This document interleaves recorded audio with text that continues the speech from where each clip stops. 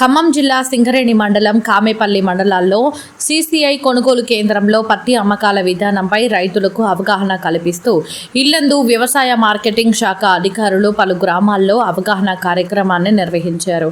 ఈ సందర్భంగా ఇల్లందు వ్యవసాయ మార్కెట్ కమిటీ కార్యదర్శి నరేష్ కుమార్ మాట్లాడుతూ రైతుల పత్తి పొలాలకు వెళ్లి పత్తి కొనుగోలు కేంద్రం విధానాలు, ప్రభుత్వ కనీస మద్దతు ధరలు వివరించారు. 2025-2026 సంవత్సరానికి ప్రభుత్వం ప్రకటించిన ధరలపై రైతులకు స్పష్టతనిచ్చారు. కరపత్రాలు అందజేసి పంట నమోదు విధానం, పత్తిని సీసీఐ కేంద్రంలో ఎలా విక్రయించుకోవాలో సూచనలు చేశారు. దళారులను నమ్మి పత్తి అమ్మకాలు చేసి రైతు నష్టాల పాలు కాకూడదు అని ఆయన అన్నారు. ఈ కార్యక్రమంలో వ్యవసాయ మార్కెట్ కమిటీ ఇల్లందు కార్యదర్శి నరేష్ కుమార్, పర్యవేక్షకులు శ్రీనివాసరావు, మధు, మునీర్, రంజిత్, రవి, బాబులాల్ తదితర సిబ్బంది పాల్గొన్నారు. 2025-26 సంవత్సరానికి కూడా సీసీఐ ద్వారా పత్తి కొనుగోలు కేంద్రం ఏర్పాటు చేయటకు కార్యపాలన ఉన్నటువంటి జిన్నింగ్ మిల్ నందు ఏర్పాట్లు జరుగుతున్నవి.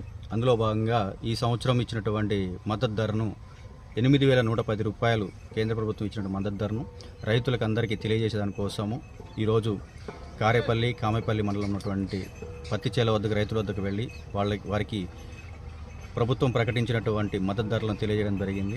అందులో భాగంగా సీసీఐలో రైతు పత్తిని ఏ విధంగా అమ్ముకోవాలి, ఏ విధంగా స్లాట్ బుకింగ్ చేసుకోవాలి అనేటువంటి విషయాలు ఈ రెండు మండలాల్లో కామేపల్లి మండలం ఉన్న రైతులకు తెలియజేయడం జరిగింది.